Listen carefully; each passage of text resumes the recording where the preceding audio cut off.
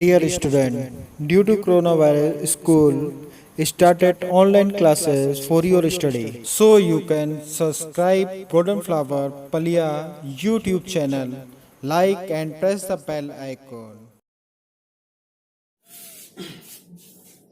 Hello students, how are you all? So dear students, today is the lecture number 10th of the class 10th biology. In the last lecture we have started the digestion of food in the different parts of the alimentary canal. Out of them we have completed the digestion of food in the buccal cavity and the digestion of food in the esophagus. Now the next part for the today's topic is the digestion of food in stomach. Digestion of food in stomach. So dear students, please watch first of all the video number 9, then come on this video. So dear students, as I have told you in the last videos that the digestion of food starts from the buccal cavity. Digestion of food starts from the buccal cavity, but it completes into the small intestine. It completes into the small intestine.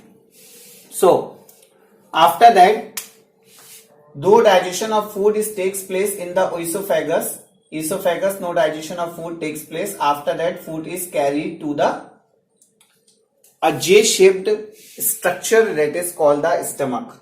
A J-shaped structure that is called the stomach. Now you know very well the human stomach is J-shaped. Okay? And the different chemicals which are released by the stomach called gastric juice. That chemicals which are released by the stomach, they are called the gastric juice. Gastric juice contains mainly three types of the chemicals. The first one is the mucus, second one is the pepsin, and third one is the HCl. HCl. These are the three chemicals which are released by the stomach, and combinedly they are known as the gastric juice, and these three are helpful in the process of digestion. Now, first of all, mucus, it protects internal wall of uterus. It protects internal wall of uterus from digestive it protects internal wall of stomach. It protects the internal wall of stomach from digestive enzymes. It protects the stomach internal wall. Mucus is present inside the stomach wall because you know very well our stomach is also made up of the fleshy part, meat part, fleshy part. So it can also be digested by the different digestive enzyme. So what is the main function? The main function is that it prevents the internal wall of stomach from the digestive enzyme and from HCl. HCl you know very well, it's a very dilute acid which is released by the walls of the stomach. Special types of the cells present inside the stomach wall, which they release the HCl. What is the function of HCl? Helps in killing microbes present in food. HCl help in killing microbes present in food, means whatever the food we are eating, if the different microbes are coming in that food, so the main function of the HCl to kill that type of the microbes, that is called the function. One more function is here of the HCl: activate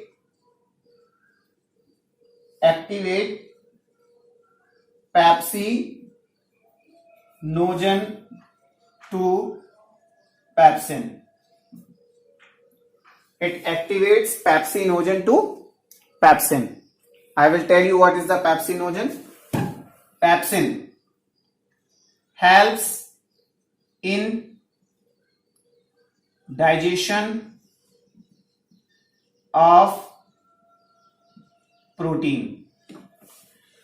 So these are the three main liquids, these are the three main chemicals which are released by the stomach wall, and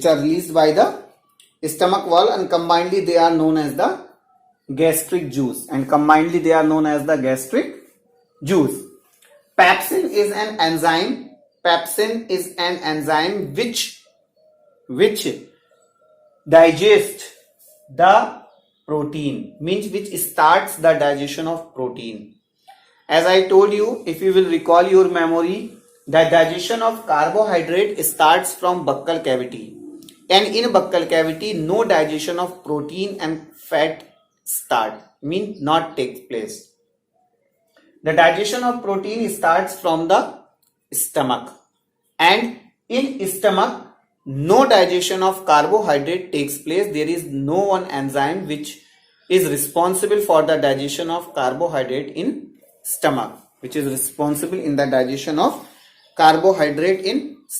There is no enzyme. Now after that, what I should tell you, one thing is that this pepsin starts the digestion of protein, not complete. So gastric juice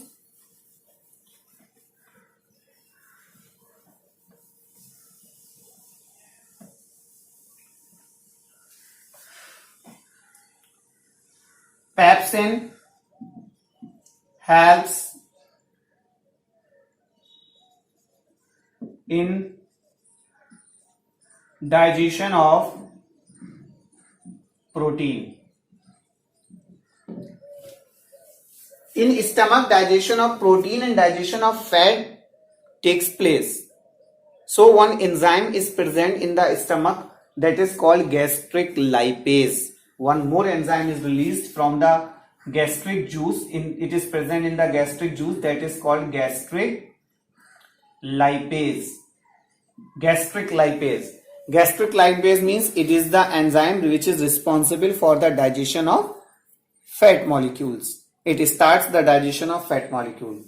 Now this pepsin which is released in the stomach, it forms in the form of pepsinogen. It is present in the form of pepsinogen. Pepsinogen is an inactive form.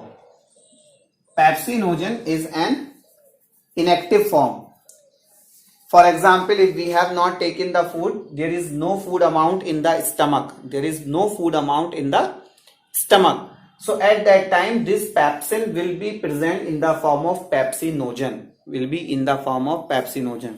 As the food reaches to the stomach, as we swallow the food, and the food by the esophagus is carried to the stomach. So as when the food is present in the stomach, then this pepsinogen will convert into pepsin, and pepsin is a active form. Okay guys, pepsin is an active form of this enzyme, and it activates in the presence of HCl. It activates in the form of HCl. So pepsinogen and converts into pepsin. Now this activated pepsin will helpful in the digestion of protein. in the digestion of protein. Protein is digested by pepsin. But digestion of protein will not complete in the stomach. Only you can see here peptides and proteases. This one. Peptides and peptones and proteases also you can say. Peptones are proteases. Peptones. Protein is a very complex food. So digestion of protein is not an easy job. So what is the function of pepsin? Pepsin starts the function digestion of protein. What it will do? It will convert the complex protein into simple polypeptide chain. It will convert the complex protein into peptones, and these peptones will be converted into the smaller. Now one more thing I want to tell you before this discussion. The main function of the digestion process, the main motto of the digestion process means to convert the complex food into their smaller units. The breakdown of the food into smallest units, that is called the digestion process. That is called the digestion process. And for example, carbohydrate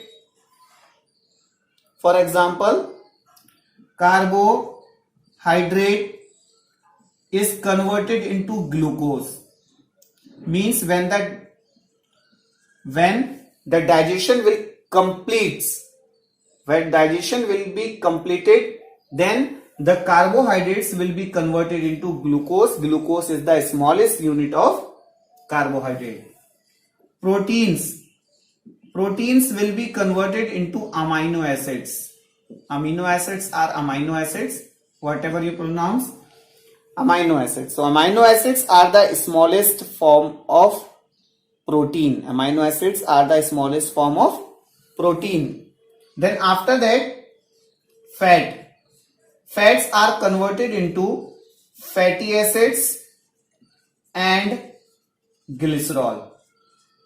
Okay, so it means when we have taken the food from the buccal cavity, and the digestion of food will when we will take the food from the buccal cavity, it will contains the protein, fat and carbohydrates. But when the food will complete, digestion of food will complete into the small intestine, then carbohydrate will be converted into glucose, proteins converted into amino acids, and the fats will be converted into fatty acids and glycerol. So by the formation of these smallest units, the digestion of food will be completed. So protein is converted into peptides or proteases and peptones with the help of pepsin. Then after that, one special enzyme is also present in the stomach, that is renin. Renin converts the milk protein, digests the milk protein. Renin is an enzyme which is present especially in the child, and they converts into small units. So my dear students, this renin is especially present in the childs which are on milk diet. The child's infants, you can say the infants which are depend on the milk diet. So this renin enzyme is released in the greater amount in that childs. So this renin enzyme which is responsible for the digestion of milk protein. I hope this topic is clear to you. So we have completed the digestion of food in buccal cavity, digestion of food in esophagus, then digestion of food in stomach. Now we will start the digestion of food in small intestine.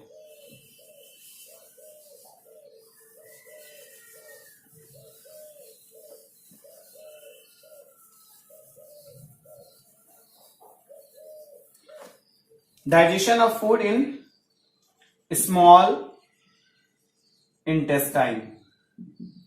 Okay. Now, before the digestion of food in small intestine, I would like to tell you that it is about 6 to 6.5 meter long. It is the largest part of the digestive system of the human being. Human being के digestive system का जो सबसे बड़ा part होता है that is the small intestine and you know very well the small intestine is consisting of the 3 parts that is first duodenum, jejunum and ileum. Duodenum, jejunum and ileum. These are the 3 main parts of the small intestine. Small intestine is largest in size, but due to its narrow width, it is considered as small intestine. It is considered as small intestine. So, small intestine, it starts from here and here to its teeth is divided into the 3 parts, duodenum, jejunum and ileum. Now, one more thing, that is the liver is present here. Here the stomach is present.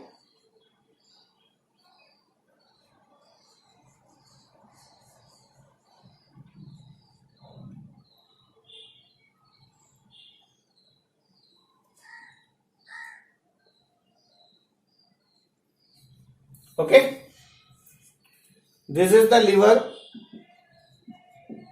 this is the pancreas. So it means small intestine gets the digestive enzymes, the chemicals from 2 sides.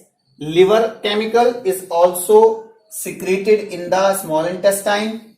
Pancreatic juice or pancreatic chemicals are also released in the small intestine. Except these, in small intestines produce its own chemicals that is called the succus entericus. I will tell you.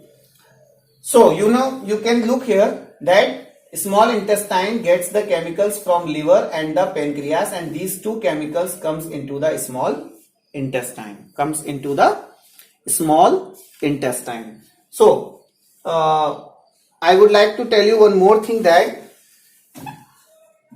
grass eating animals have long bracket में large, small intestine, whereas carnivores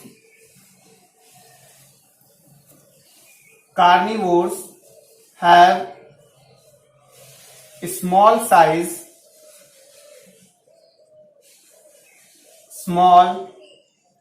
intestine. It means the small intestine which is present in the carnivores is small intestine in carnivorous flesh eating animals, and in grass eating animals the small intestine size is large. Why is it? Because the grass is made up of cellulose, which needs a lot of time for the digestion of food. As compared to the cellulose, the digestion of meat is easy process. So because the digestion of cellulose needs the long time, that is why the God has given the large size small intestine in the grass eating animals and the small intestine in the carnivorous animals. Now after that, you know very well, the intestine gets the two chemicals from the 2 directions, 2 sides, from the liver and the pancreas. Liver produce the bile juice produced by the liver, but it is stored in the gallbladder. Bile juice is produced by the liver, but it is stored in the liver. When the food comes into the small intestine, then the bile juice convert Bile juice, first function of bile juice is it makes the food alkaline so that pancreatic juice can act easily. Second one, it emulsify the fat molecules. It emulsify the fat molecules present in food. Bile juice is not a digestive enzyme, but it helps in the digestion of food. But it helps in the digestion of food. I am telling you this thing. Bile juice is not an enzyme. Bile juice is not an enzyme which is not a digestive enzyme, but it also helps in the digestion of fat. Fat molecules which are coming in the food from the stomach to the small intestine, and the pancreatic juice will digest the fat food or fat molecules present in the food, but this bile juice is helpful in the formation, in the digestion of fat molecules, helps in the digestion of fat molecule present in food. Second thing, due to the mixing of HCl, in the food in stomach, the food becomes acidic. And in acidic medium, when the food will come here, then the food will small intestine, then the food will be acidic. And in acidic medium, the pancreatic juice cannot act easily. Simply words, they will not act. So that is why, due to the converting of the acidic medium into alkaline medium,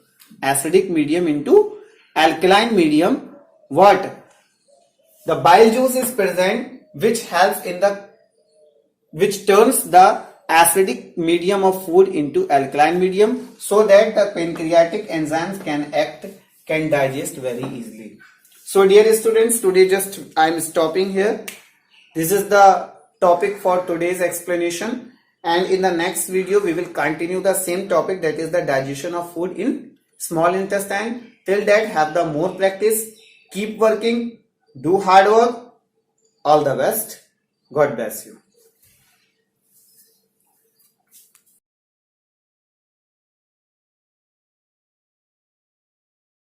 Do self study at home and stay home, save lives. Thank you very much.